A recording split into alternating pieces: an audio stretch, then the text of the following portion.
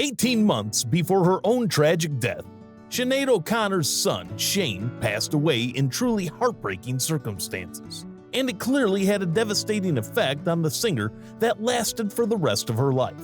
Did you know Sinead O'Connor was the first musical artist to say no to the Grammys?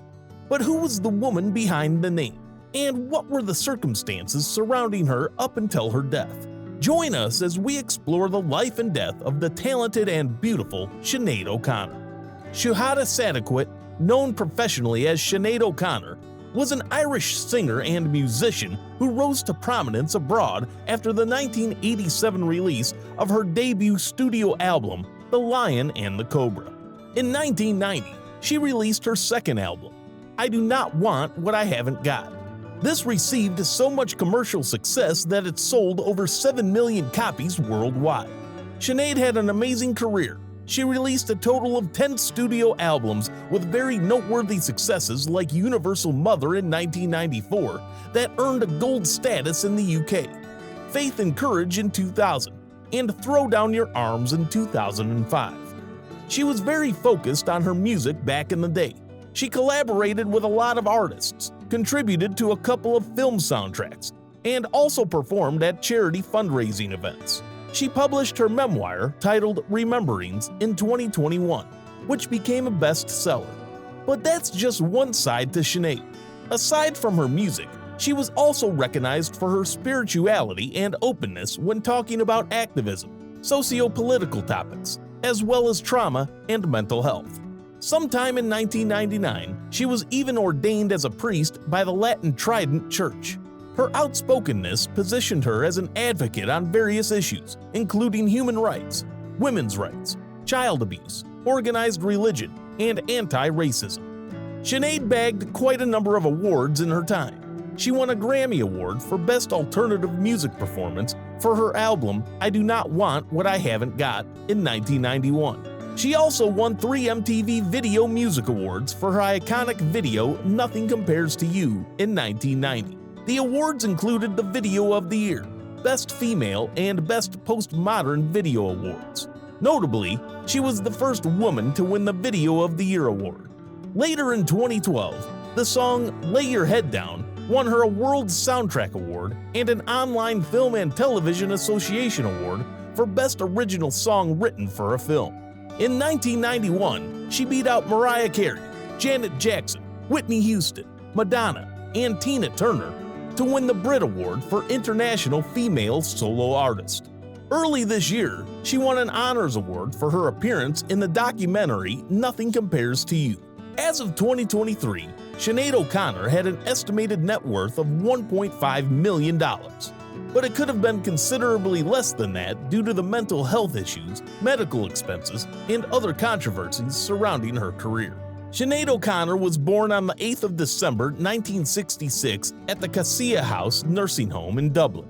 She was the third child among 5 siblings, Amir, Joseph, Owen, and John. Her parents were John Oliver O'Connor, a former structural engineer turned barrister, and Johanna Maria O'Grady.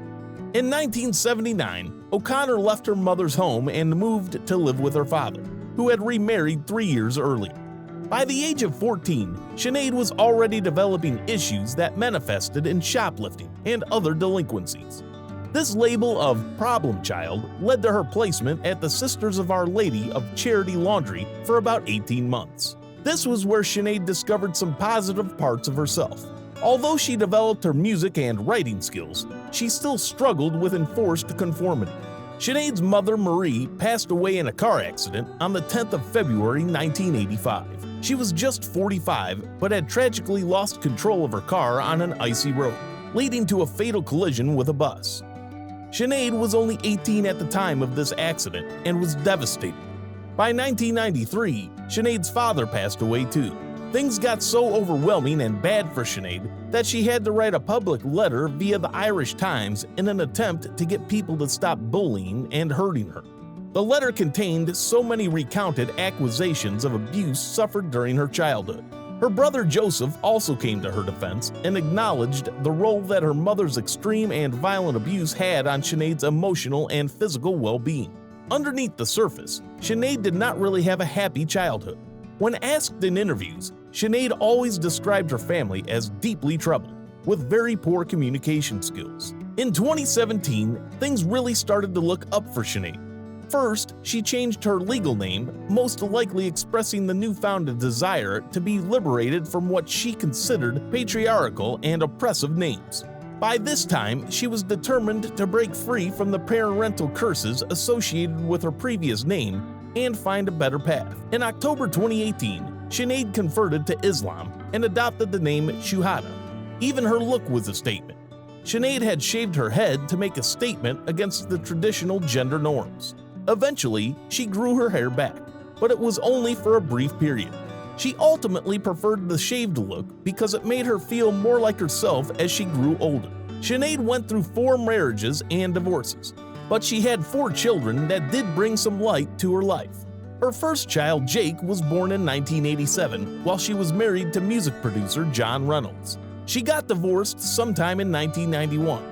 And her daughter Roisin Waters was born in 1996 during her relationship with Irish journalist John Waters. Later in 2001, she married British journalist Nick Summerland, but their marriage ended only a year later. Her third child, Shane, was born in 2004 with musician Donald, and in 2006 she had her fourth child, Yeshua, with Frank Bonadio. She married Steve Cooney again sometime in 2010. But the pair separated the following year. Her fourth marriage was to Barry Harridge in 2011, but it ended after 16 days of living together. Sinéad was open about her sexuality.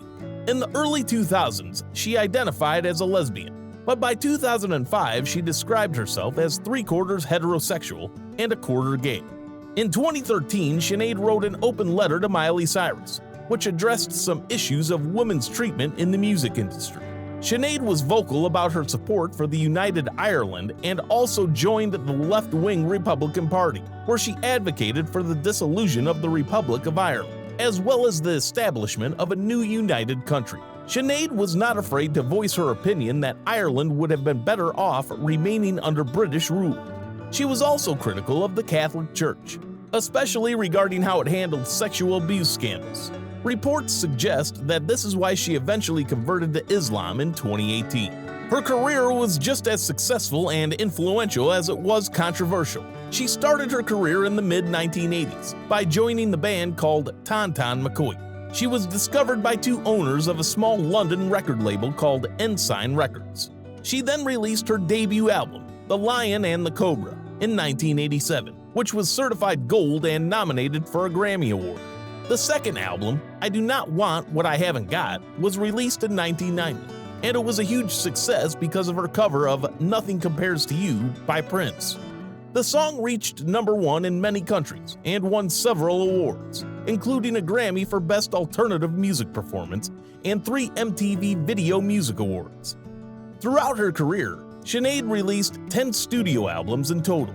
Her last studio album, No Veteran Dies Alone, was released in 2022, and Sinéad announced that she would not be touring or promoting it in any way. She had also announced that she would be retiring from the music industry. Overall, Sinéad was widely respected and admired by her fans and even her peers.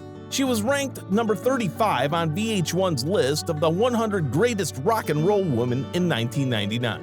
She was also praised for her authenticity and beautifully unique voice by Irish President Michael D. Higgins. Although successful, it was filled with so many controversies, like the aftermath of the infamous appearance on Saturday Night Live in 1992, where she ripped up a picture of Pope John Paul II in an attempt to protest against child abuse in the Catholic Church. Because of that, she was banned by NBC and also faced a series of backlash from the music industry and the public. Later on, Sinéad explained how the action was not just a protest, but also a way to heal from her late mother's abuse. According to Sinéad, that photo of the Pope was very important to her mother, as it was the only one that she kept in her bedroom, so ripping it apart was also a way for her to let some of the trauma go. She did continue to release music, but sadly, none of her later albums could match the success of the first 2. Sinéad also struggled with bipolar disorder, a complex post-traumatic stress disorder, and borderline personality disorder. She was also diagnosed with fibromyalgia in the early 2000s, which led her to take a break from music. Later on, she was also diagnosed with gallstones and endometriosis, which made her undergo a hysterectomy sometime in 2015. This condition only worsened her mental health.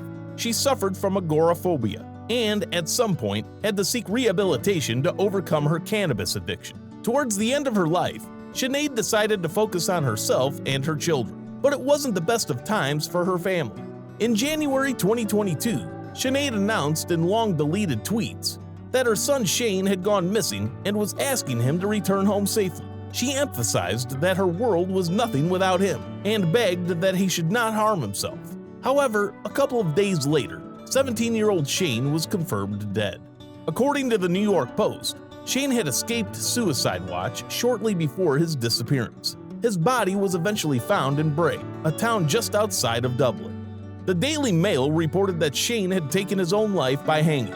Sinead had tweeted, "I have now formally identified the remains of my son, Shane." A couple of weeks later, she posted a series of tweets claiming that her son had planned his suicide in advance.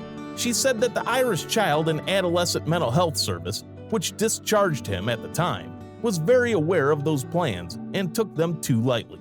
According to her, Shane was brought to the CAMHS a month before the incident. He had left home and left behind a suicide note that detailed even his funeral plans. Still, they discharged him and said he didn't have those plans. When the family had initially objected to this, they were dismissed and told that planning a funeral was really not that different from planning a wedding.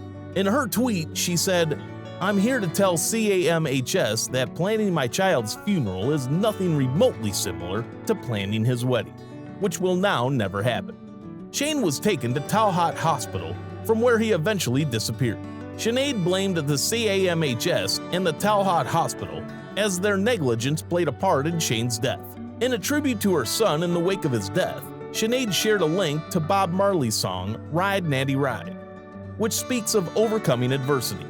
Tragically, Sinead died at the age of 56, 18 months after her son's death, on the 26th of July, 2023. Her family has not disclosed the cause of her death. Rest in peace, Sinead O'Connor. You will be sorely missed.